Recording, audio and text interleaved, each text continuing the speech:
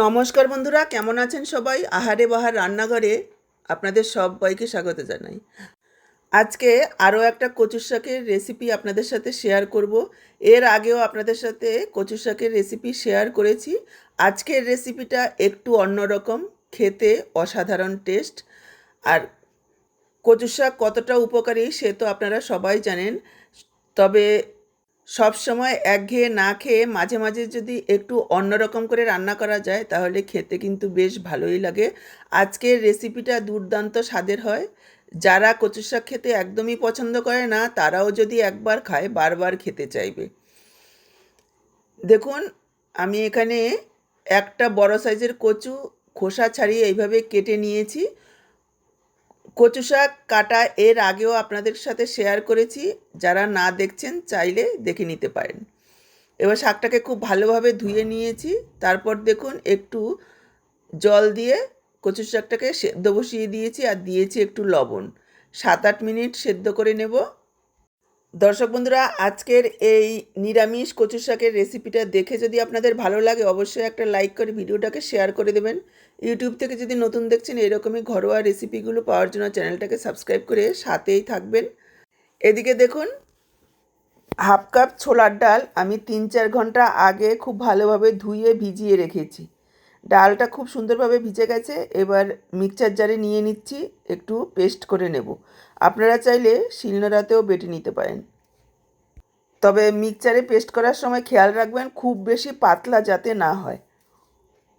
সাথে দিয়ে দিচ্ছি একটা কাঁচা লঙ্কা, আপনারা ঝাল বুঝে যোগ করবেন। তারপর দেখুন পেস্ট করে আমি একটা বাটিতে ঢেলে নিয়েছি।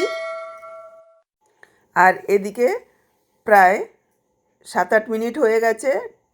কচু শাকটা খুব সুন্দরভাবে সেদ্ধ হয়ে গেছে দেখুন। এবার কচু শাকটাকে একটা ঝুড়িতে ঢেলে নেব।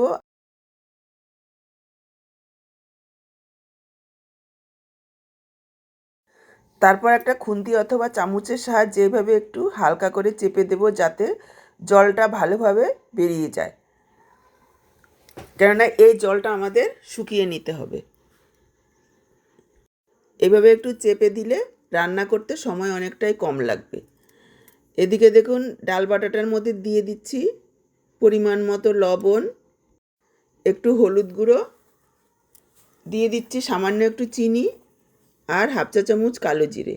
এবার ডালটাকে একটু ফেটিয়ে নেব। 1 মিনিট মতো ফেটিয়ে নিয়েছি। আর এদিকে দেখুন গ্যাস অন করে কড়াই বসিয়ে দিয়ে দিচ্ছি কিছুটা সাদা তেল। তেল গরম হয়ে গেলে ডালের বড়া ভেজে নেব। বড়াগুলোকে আমি এভাবে একটু ছোট ছোট করে দিচ্ছি, আপনারা চাইলে আরও একটু বড় করেও দিতে পারেন। বড়াগুলো দেওয়ার পর প্রায় 1 থেকে 1.5 মিনিট অপেক্ষা করব। এক পিঠ ভাজা হয়ে গেলে উল্টে দেব। উল্টে পাল্টে একেবারে মুচমুচে করে ভেজে নিতে হবে। গ্যাসের ফ্লেমটাকে মিডিয়াম লোতে রেখে ভাজবেন, তাহলে বড়াগুলো ভেতর পর্যন্ত খুব ভালোভাবে ভাজা হবে। দেখুন উল্টে পাল্টে একেবারে মুচমুচে করে ভেজে নিয়েছি। এবার বড়াগুলোকে তুলে রাখছি, দুবারে বড়াগুলো ভেজে নেব। বড়াগুলো ভেজে নেওয়ার পর বাকি যে তেল রয়েছে তার মধ্যে দিয়ে দিলাম হাফ চা চামচ সাদা জিরে, একটা শুকনো লঙ্কা। লো ফ্লেমে কয়েক সেকেন্ড ভেজে নেব। ফোড়নে সুন্দর গন্ধ বেরিয়ে গেলে দিয়ে দেবো সেদ্ধ করে রাখা কচুর শাক।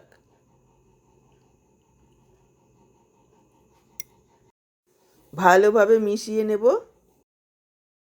একটু মিশিয়ে নেওয়ার পর এখানে দিয়ে দিচ্ছি হাফ চা চামচ আদার পেস্ট, সামান্য একটু হলুদ গুঁড়ো, দিয়ে দিচ্ছি একটু জিরের গুঁড়ো আর একটু লাল লঙ্কার গুঁড়ো। ব্যাস এইটুকুই মশলা। কচুর শাকে খুব একটা মশলার প্রয়োজন নেই। এবার খুব ভালোভাবে মিশিয়ে নেব আর 2 থেকে 3 মিনিট এইভাবে রান্না করব। পুষ্টিগুণে ভরপুর কচুর শাকে যে আমাদের শরীরের জন্য কতটা উপকারী সেটা প্রায় সকলেই জানেন। কচুর শাকে রয়েছে vitamin A, C, E, calcium, iron ও ফাইবার, যা শরীরের জন্য খুবই দরকারি। কচু শাক আমাদের শরীরে রক্তাল্পতা দূর করে, হজম শক্তি ভালো করে, চোখের জন্য ভালো, রোগ প্রতিরোধ ক্ষমতা বাড়ায়, ওজন কমাতে সাহায্য করে, হৃদরোগের জন্য খুব উপকারী। তাই বাচ্চা থেকে বড় সকলেরই সপ্তাহে অন্তত 2 থেকে 3 দিন কচুর শাক খাওয়া ভীষণই দরকার। তবে যাদের কিডনিতে সমস্যা রয়েছে তারা একটু পরিমাণ মতো খাবেন। দেখুন, খুব ভালোভাবে মিশিয়ে নিয়েছি, আর যে জলজলে ভাবটা ছিল সেটা কিন্তু অনেকটাই শুকিয়ে গেছে। এতক্ষণ পর্যন্ত কিন্তু আমি লবণ দিইনি, সেদ্ধ করার সময় লবণ দিয়েছি। লবণটাকে বুঝে দিতে হবে, কচুর শাকে লবণের পরিমাণটা একটু বেশি হয়ে গেলে খেতে ভালো লাগবে না।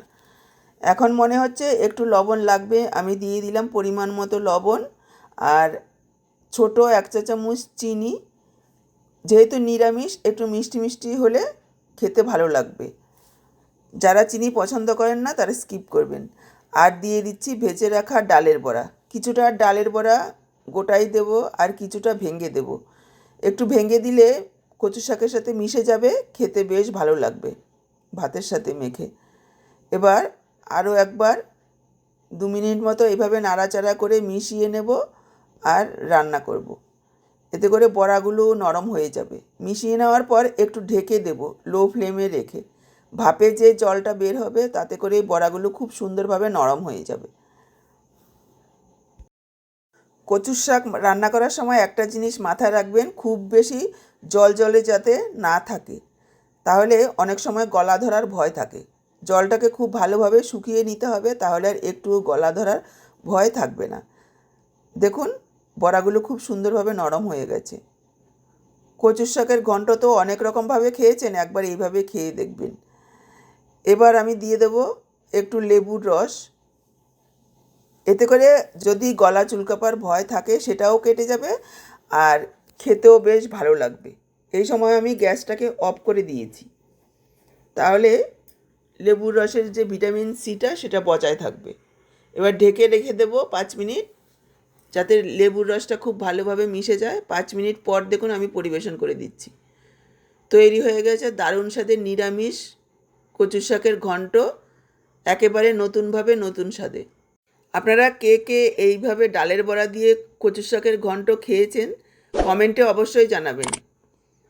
ভালো লাগলে অবশ্যই একটা লাইক করে ভিডিওটাকে শেয়ার করে দেবেন। ইউটিউব থেকে যদি নতুন দেখছেন এরকমই ঘরোয়া দারুণ টেস্টি রেসিপিগুলো পাওয়ার জন্য চ্যানেলটাকে সাবস্ক্রাইব করবেন, আর ফেসবুক পেজ থেকে দেখে থাকলে পেজটাকে ফলো করবেন। আজকে এখানেই বিদায় নিচ্ছি, আবার দেখা হবে নতুন কোনো রেসিপির সাথে। সবাই ভালো থাকুন, সুস্থ থাকুন।